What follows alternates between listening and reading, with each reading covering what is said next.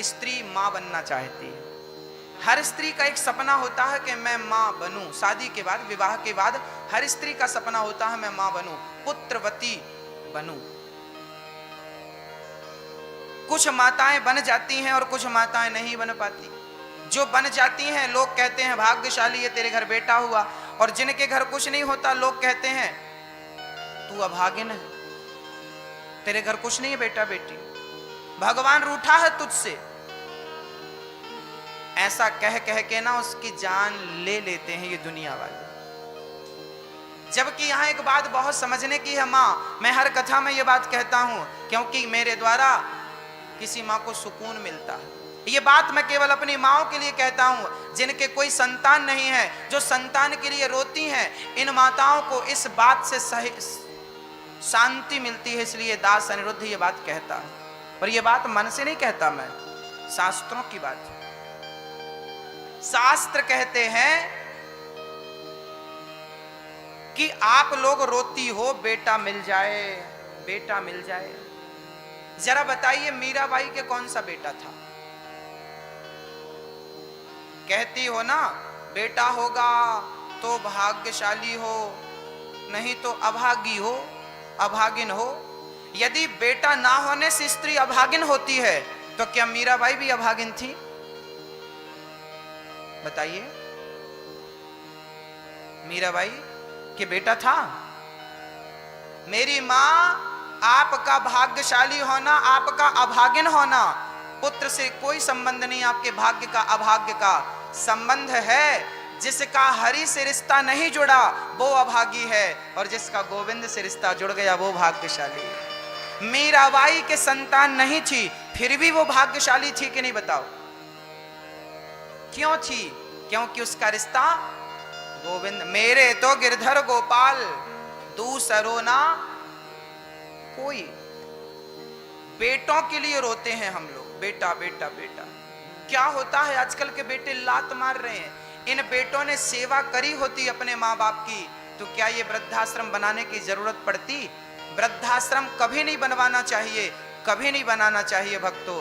मैं भी यही कहता हूं, क्या करूं, पर मजबूरी है। आजकल कुछ बच्चे तो अपने माँ बाप की सेवा करते हैं, पर जो नहीं करते उन माओं को कहां जाने दें? क्या होगा उन माओं का?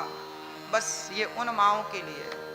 मैं आपसे निवेदन करता हूं, अपनी सास की खूब सेवा करिए, अपने पिता की, अपनी माँ की खूब सेवा करिए। उनकी आंखों में कभी आंसू मत आने दीजिए। यदि आपने उनकी आंखों में आंसू कभी नहीं आने दिया तो मैं गारंटी लेता हूं आपकी कि आपकी आंखों में मेरा भगवान कभी आंखों में आंसू आने नहीं देगा।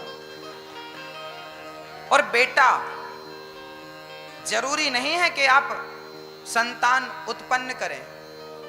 जब आप पेट में रखें बच्चे को, फिर जन्म दें, तभी आप मां बने। अच्छा, मां किसको कहते हैं? जो स्त्री कभी बच्चे को जन्म नहीं दे सकती, क्या वो स्त्री मां कहलाने की हकदार नहीं है? अच्छा बताइए, मां किसे कहते हैं? आप तो मां हो, बताओ, हमें तो कुछ पता नहीं है। मां किसे कहते हैं बताइए? क्या कभी किसी पुरुष को मां कहकर बुलाया जा सकता है? हाँ या ना? हाँ या ना? हाँ या ना? हाँ या ना? हाँ। क्या आप कभी किसी की मां मर जाती है ना बचपन में, तो वो जीवन भर लड़की कहती है ये मेरा बाप केवल मेरा बाप नहीं है, ये मेरा बाप बाप भी है और ये मेरी मां भी है। मैंने सुना है लोगों को कहते, आपने सुना कि नहीं कभी?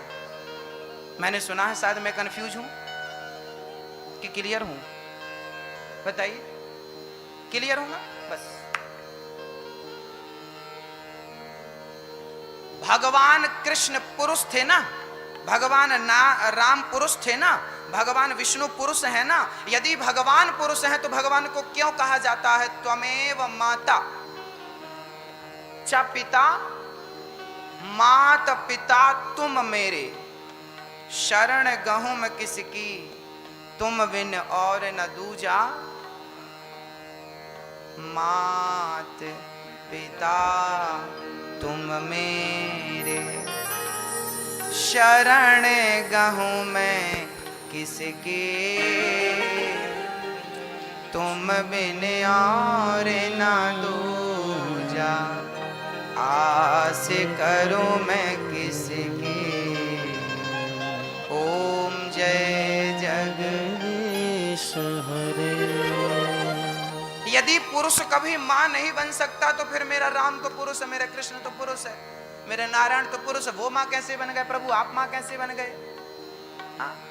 यहां तो सिद्धांत ही नहीं है पुरुष को मां बनाने का।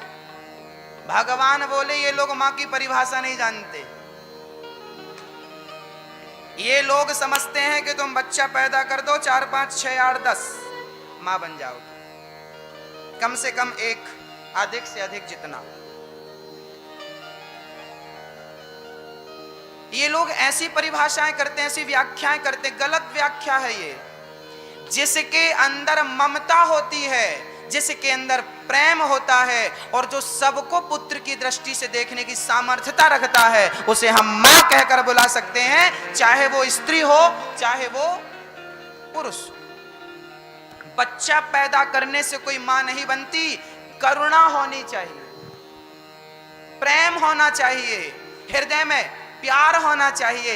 अरे गुरु गोविंद साहब, पंजाब की घटना सुना रहा हूं मैं आपको, इतिहास के पन्नों में लिखा है, मेरी बातों पर भरोसा मत करना, इतिहास के पन्ने उलट पलट कर देख लेना।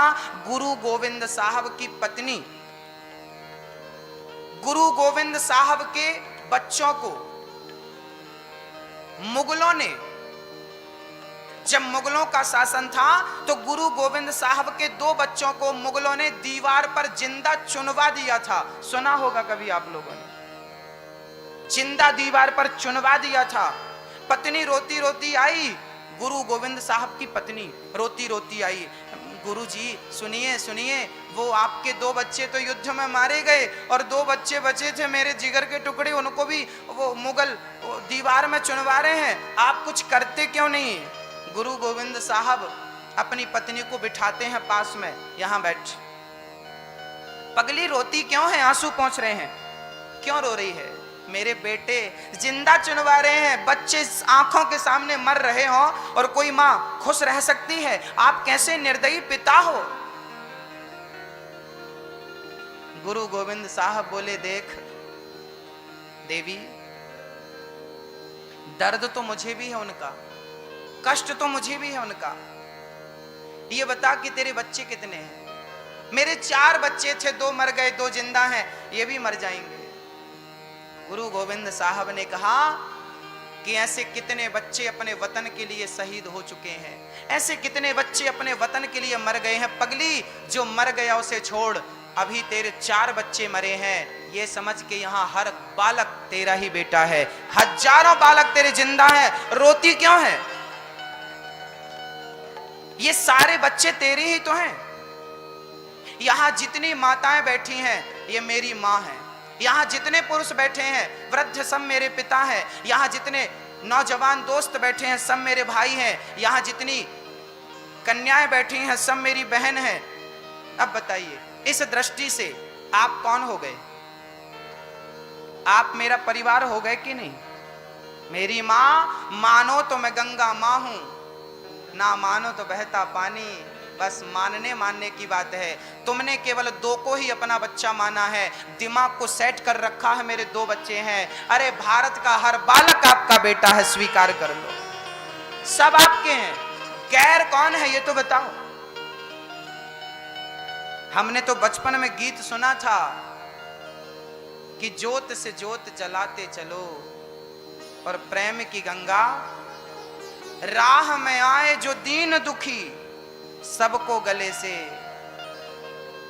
कोई गैर नहीं है, कोई पराया नहीं है, सब हमारे ही बच्चे हैं, सब अपने हैं।